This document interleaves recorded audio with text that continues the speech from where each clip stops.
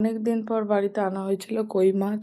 তো কই মাছের রান্না হয়েছিল, কই মাছের রসা, আর ছিল মেনুতে সয়াবিন আলু পটল দিয়ে তরকারি আর লাউ শাক আলু পোস্ত।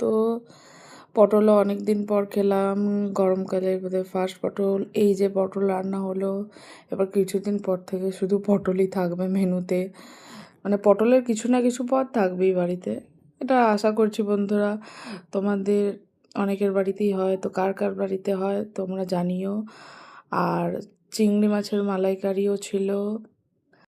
আর যেটার জন্য ছিল আজকে দুপুরের খাওয়ার অপেক্ষা, লাঞ্চের বসার অপেক্ষা, এই চলে এলো পাতের কই মাছের রসা। অনেক দিন পর কই মাছটা খেয়ে বেশ ভালোই লাগলো। আর মা বেশ অসাধারণ রেঁধেছিল। আর মায়ের হাতে রান্নার তো জবাব নেই। মায়ের হাতে রান্না কার কার না ভালো লাগে বন্ধুরা। এই ছিল আজকে দুপুরের খাওয়া দাওয়া।